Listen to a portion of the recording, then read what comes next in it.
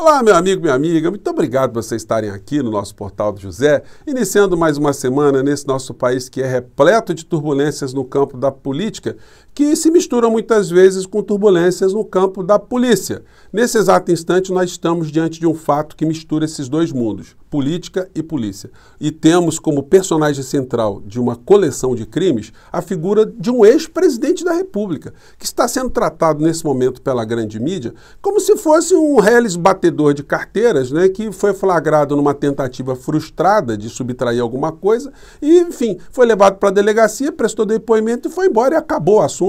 É assim que as coisas funcionam? Aonde está o jornalismo aqui no nosso país? E por que a grande mídia está tratando esse assunto de uma maneira menor, de uma maneira sem maior destaque? Por que esse tipo de situação acaba por preservar um sujeito tão nocivo, radicalmente criminoso em todas as coisas que fez no nosso país, contra o povo brasileiro e a seu favor pessoal, como esse escândalo que está sendo mostrado para todas as pessoas? De uma maneira geral, os grandes veículos de comunicação ainda moldam a opinião pública no Brasil. Quase 80% das pessoas ainda se utilizam dos veículos de comunicação de massa para emitirem opinião, para se informarem, ficando 20% da sociedade brasileira mais atenta às coisas que acontecem nas redes sociais. Por isso, é muito importante, é muito precioso a gente ter esse espaço aqui, o nosso Portal do José, para poder fazer contraponto com outros veículos que estão aqui também nas redes sociais, contra esse tipo de estratégia de se esconder o criminoso mor da nação.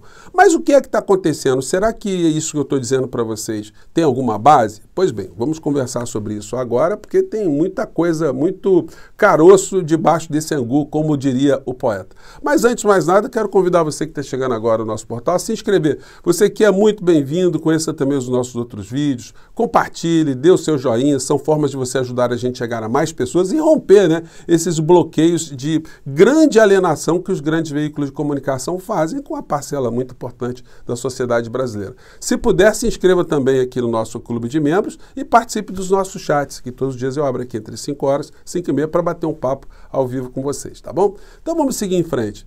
Gente, olha, eu estava dando uma olhada aí nos principais jornais aqui do nosso país, todas as capas aqui, né? É impressionante como é que um crime envolvendo mais de 16 milhões de reais em diamantes, tendo ali a figura do ex-presidente da República como personagem central, simplesmente sumiu dos principais noticiários. Você pode pegar todas as capas dos principais jornais aqui no nosso país, mas de um certo modo, quem pauta, né, esses veículos todos ainda é a família Marinho, né? Eles têm ali uma grande confraria. Se você pega o jornal de hoje, não tem nenhuma menção, nada dessa patifaria envolvendo personagens do governo Bolsonaro e o próprio, para trazer para o seu patrimônio pessoal algo que estava entrando, que entrou, né, de fato, ilicitamente, uma parte aqui no Brasil e a outra estava entrando e só não teve essa complementação porque a Receita Federal descobriu.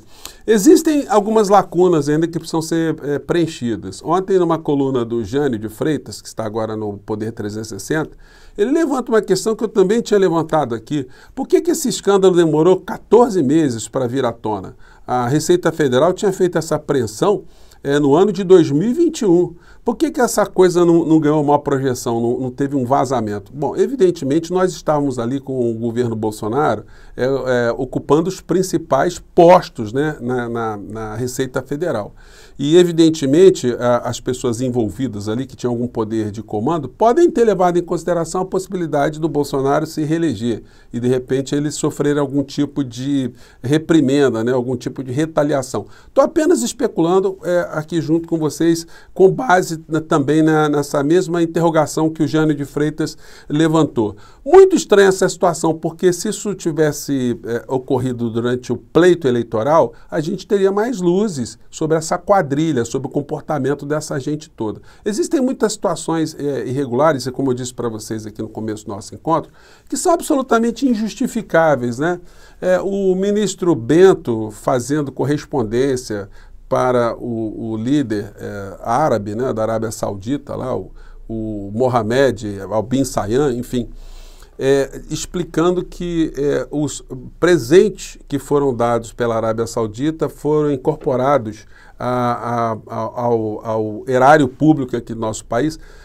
Tem muitas coisas erradas ali. Primeiro, que um ministro se comunicar com o chefe de Estado sem passar pelo Itamaraty já é uma coisa absolutamente não usual, né? Porque vocês imaginem só agora no governo Lula, os 30 e poucos ministros, todo mundo saindo mandando ofício para cima e para baixo para chefe de Estado, sem passar pelo Itamaraty. É uma coisa absolutamente irregular, né? Uma coisa que de repente o chefe do outro Estado nem reconhece. Pega ali um ofício de um servidor que não está gabaritado para isso, enfim.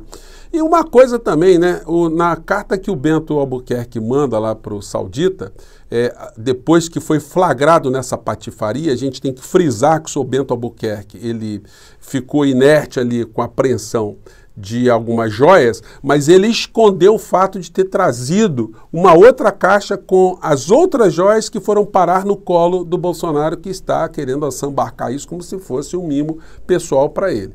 Enfim, então a gente teve uma coletânea de irregularidades e de crimes ali. Onde estão os repórteres investigativos? Onde estão ali os repórteres fazendo ali algum tipo de interseção com a Embaixada da Arábia Saudita, buscando algum tipo de interlocução lá fora, com seus correspondentes internacionais? Aonde estão os repórteres investigando se esse tipo de presente foi dado também para outras autoridades nesse mesmo encontro que o Bento Albuquerque foi lá? O Bento Albuquerque foi no encontro sábado e domingo. É impossível que essas joias tenham sido compradas como quem entra numa quitanda e pede um tomate ali. Esse troço estava encomendado para ser dado ao Bolsonaro pessoalmente. O Bolsonaro casualmente não foi, ou mandou o Bento para fazer essa missão, e o Bento ficou encalacrado no meio dessa história aí. São muitas situações para serem reveladas, nós não sabemos nem se foi o árabe lá, o saudita, que deu esses presentes. Isso pode ter sido um empresário, pode ter sido um outro governo, enfim, tem situações que precisam ser reveladas. Só que agora você entra nos principais jornais aqui no nosso país e você não vê uma linha sobre esse assunto. O que nós sabemos hoje é o seguinte, coluna do Lauro Jardim, Dona Michele arruma as malas para se encontrar com Bolsonaro. Segundo o Lauro Jardim, e faz todo sentido, bom, em primeiro lugar está rodando aí direto que os dois não andam muito bem do ponto de vista do casal, né? Da relação matrimonial. Isso não interessa para a gente. O que interessa são pessoas envolvidas em crimes que ocuparam a direção do nosso país. Matéria diz, Michele Bolsonaro deve viajar para os Estados Unidos entre hoje e amanhã. Mais precisamente para Orlando, onde vai se encontrar com Jair Bolsonaro. A ex-primeira-dama está no Brasil desde o dia 26 de janeiro, quando retornou depois de quase um mês em solo americano. Por que será que ela vai lá? Ela não pode falar por telefone? Tem medo de falar por telefone, da conversa ser grampeada? Enfim, segundo aliados do ex-presidente, o motivo é a necessidade de juntos alinharem uma estratégia tanto para a defesa do casal, no episódio das joias, quanto em relação aos próximos passos de Michele dentro do PL. Até segunda ordem está marcado para o dia 21, que o partido pretende que seja um grande evento político a posse dela como presidente do PL Mulher. Devia ter colocado a Damares, né? Faria mais sentido aí, com tudo que está acontecendo aqui no nosso país envolvendo esse clã. Eu falei para vocês aqui da importância das redes sociais e da participação dos grandes telejornais ainda na formação de opinião pública aqui do nosso país. Aqui tem uma coluna muito interessante do Guilherme Ravache, que tem esse título, Consumo de vídeo dispara e clickbait engole CNN, Jovem Pan até Bonner. E aqui ele diz aqui, em dado momento, a TV tradicional ainda é dominante no país. Entre televisores, smartphones, tablets e computadores, 78,7% do consumo domiciliar foi para a programação linear de TV aberta ou fechada. Outros 21,3% são da plataforma online. Isso para vocês verem como é que o assunto, né, ele tem ainda uma formatação da opinião pública, das joias, né, pelos grandes veículos de comunicação, que acabam pautando também outros veículos menores, que não têm a estrutura que os grandes veículos têm, e pautando também as redes sociais. Mas o que pode estar por trás dessa história? Como eu tenho advertido aqui durante muito tempo, a figura do Bolsonaro no debate político simplesmente faz com que não exista debate. a discussão sobre os principais temas do nosso país fica sempre colocada num quinto plano, porque os assuntos que acabam ocupando as nossas energias são assuntos menores que desviam a nossa atenção fora dos assuntos concretos da realidade brasileira.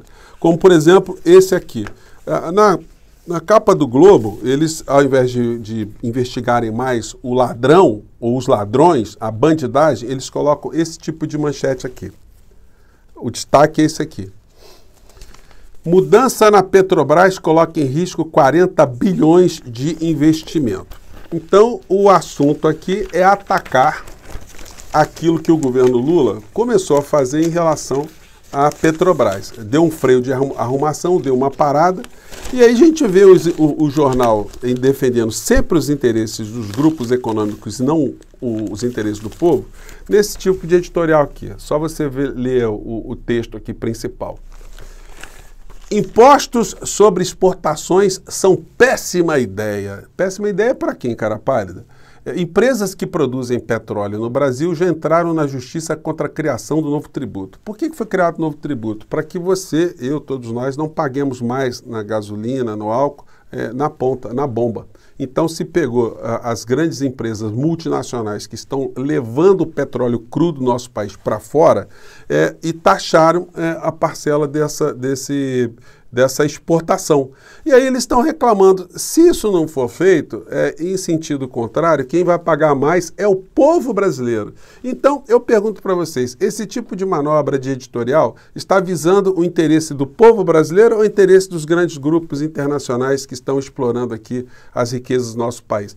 Essa é a mentalidade dessa gente, essa é a mentalidade que apoiou 4 anos de Paulo Guedes / Bolsonaro no plano econômico, fazendo essa encenação, fazendo críticas pontuais ao Bolsonaro, fazendo uma espuma, criando essa ideia que a Globo, que as organizações Globo eram visceralmente contra Bolsonaro, quando no plano econômico eles apoiaram todas as medidas de Paulo Guedes. O Bolsonaro, por sua vez, fazia uma série de ataques, mas no final da história ele renovou a concessão, foi tudo para inglês ver. O jogo ficou bem montado. E agora parece que o Bolsonaro está sofrendo uma espécie de preservação para que, uma vez esse sujeito sendo mantido vivo politicamente, ele consiga ainda manter o debate no esgoto, o debate num plano não civilizatório, o debate que não interessa a sociedade de uma maneira geral. Essa é a única explicação, porque não há como, se fosse um reles ladrão, um reles vagabundo, os meios de comunicação estariam em cima do sujeito o tempo todo. Agora, é o ex-presidente da República e simplesmente o assunto está sendo varrido para baixo do tapete? Com qual interesse esse tipo de situação está acontecendo? Porque isso dificulta, né? A opinião pública ter a informação que nós tivemos um ladrão praticando uma série de crimes e que tem que ir para a cadeia, porque ele acaba ficando com mais espaço para, perante uma parcela da sociedade, passar a ideia que, enfim, é um homem honesto, íntegro, aquelas histórias todas que a gente sabe que é mentira, mas que os seus seguidores sectários acreditam piamente. Então, joga essa questão para a sua reflexão. O que está por trás desse esquecimento, dessa amnésia, dessa cortina de fumaças sobre uma situação escandalosa que eles teriam competência para investigar e não estão investigando? Gente, eu fico por aqui, mais tarde eu encontro vocês, tá bom? Até lá, tchau!